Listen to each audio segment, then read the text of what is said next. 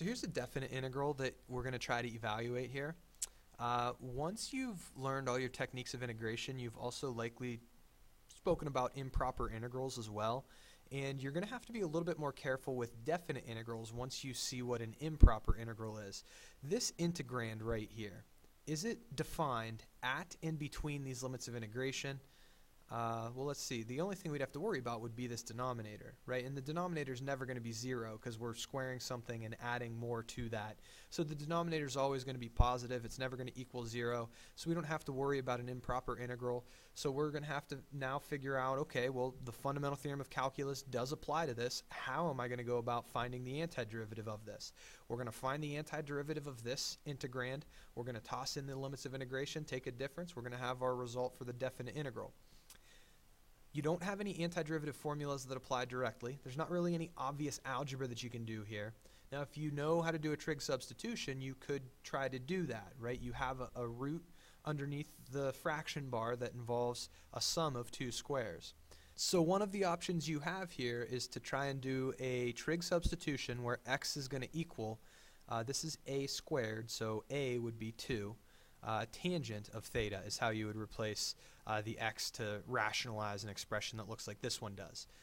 But before you go straight to the trig substitution, which isn't always that easy to do, consider a u substitution. If you were going to go with a u substitution, you'd probably try to let u equal what's under that root, right? And if you let u equal what's under that root, think about what your derivative is. Your derivative is going to be 2x.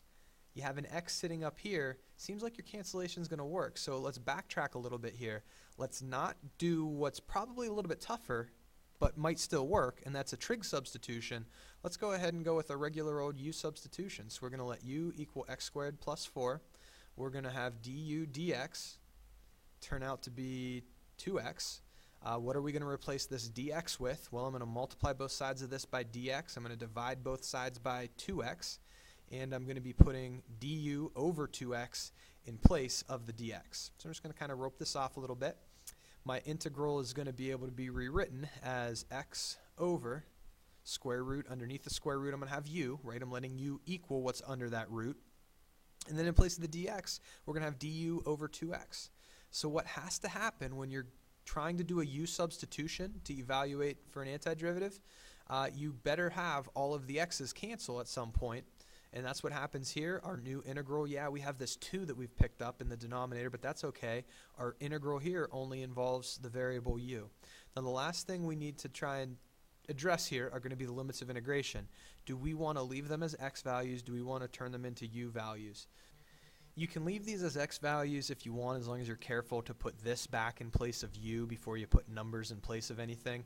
Or what you can do is you can do a couple quick calculations to figure out what this equals as a u value.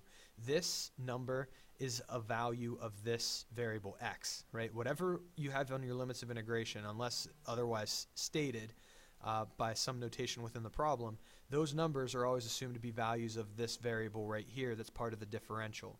So technically, to make the notation work nicely here, I should be taking these x values and finding the corresponding u values, which is pretty easy to do. So I'm going to do a little bit more scratch work over here on the side.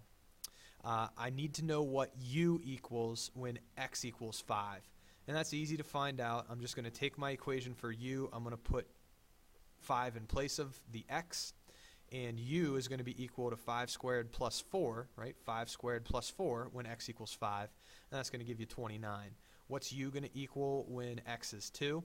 Well, if we take this x value, put it into our equation for u, our corresponding u value is going to be 2 squared plus 4, which of course would get you to 8. So my limits of integration as u values would be 8 and 29. We want to go ahead and try to find an antiderivative at this point. I'm going to factor this 2 out in front of the integral. You're always allowed to factor constants out in front of integrals. Make sure if you're taking this one out in front, it stays in the denominator. It's not just a 2, it's a 1 over 2 that you're going to be taking out.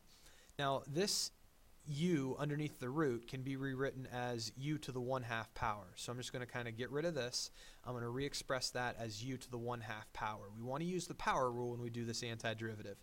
I have a denominator here, and that's a bit of an issue. So I'm going to kick that u across the fraction bar into the numerator, change the sign on its exponent to negative. I want to do this antiderivative with respect to u, and then I'm going to have to put in my limits of integration, 8 and 29, take a difference, and give my result. So now it's time to take an antiderivative. So the antiderivative of u to the negative 1/2 is going to require me to add 1 to this exponent, right? The power rule for integrals would have you add 1 to the exponent and then to divide by the new exponent. Well, I could divide by 1/2, right? My new exponent's 1/2. I could divide by 1/2. That's the same as multiplying by 2 over 1, right? Multiply by the reciprocal. So that's what I'm going to do. It's a little bit easier to handle that way. I'm going to then have to turn around and evaluate this at u equals 8 and u equals 29 and then take a difference. So I have 1/2 and then 2. This is really a square root of u right here, right? Since I've changed these to u values, I can put this number and this number in place of u and not have to put this back in place of x. Had you left those limits as 2 and 5, you'd have to make sure you put this back in place of x before you toss in those limits of integration and take a difference, as the fundamental theorem of calculus tells you to do to evaluate this definite integral. I'm just going to put 29 in place of u.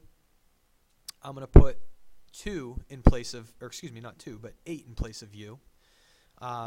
And take my difference, right? I put in the upper limit of integration, I put in the lower limit of integration, I take a difference, and I think I said this, but I'm recognizing that this right here, u to the 1/2, is really a square root of u.